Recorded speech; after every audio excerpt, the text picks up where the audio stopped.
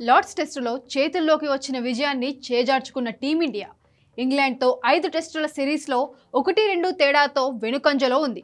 Series గెలవాలంటే మిగిలిన 2 మ్యాచ్లు గెలవాలి. ఈ టైంలో స్టార్ పేసర్ జస్ప్రీత్ బుమ్రా 4వ టెస్టులో ఆడతాడా లేదా అనేది ఇప్పుడు చర్చనీయాంశంగా మారింది. వర్క్లోడ్ మేనేజ్మెంట్లో భాగంగా బుమ్రాకు ఎడ్జ్ బాస్టన్లో జరిగే 2వ టెస్టులో విశ్రాంతినిచ్చారు. తను ఈ సిరీస్లో కేవలం 3 మ్యాచ్లే ఆడతాడని కోచ్ గౌతమ్ గంభీర్ ఇప్పటికే స్పష్టం చేయడంతో ఈ నెల 23న జరిగే 4వ టెస్టుకు అందుబాటులో ఉంటాడా లేదా అనే విషయం ఆసక్తి రేపుతోంది. లార్డ్స్ మ్యాచ్ ముగిసిన తర్వాత ఈ ప్రశ్నకు ఇండియా కెప్టెన్ గిల్ సమాధానం చెప్పలేదు. ప్రస్తుతం బుమ్రా వర్క్లోడ్ మేనేజ్మెంట్ గురించి మ్యాచ్ తర్వాత చాలా చర్చ జరుగుతోంది. ఈ సిరీస్లో బుమ్రా ఇప్పటి వరకు 2 టెస్టులు ఆడాడు. లీడ్స్లో 43.4 ఓవర్లు బౌలింగ్ చేసి 5 వికెట్లు తీశాడు. బర్మింగ్ హోమ్లో రెస్ట్ తీసుకోగా అక్కడ సిరాజ్, ఆకాష్ దీప్ అద్భుతంగా రాణించి ఇండియాకు విజయాన్ని అందించారు.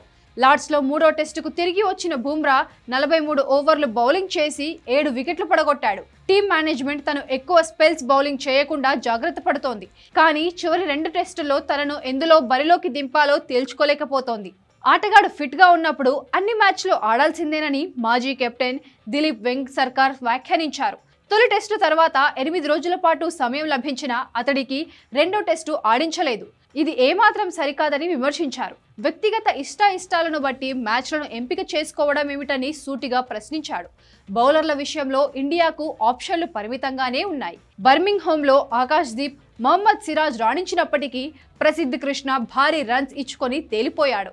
తొలిపోరులో శార్దుల్ ఠాకూర్ ఏమాత్రం ప్రభావం చూపించలేకపోయాడు. దాంతో తప్పక గెలవాల్సిన 4వ మ్యాచ్లో బుమ్రాకు ప్రత్యామ్నాయం కనిపించడం లేదు.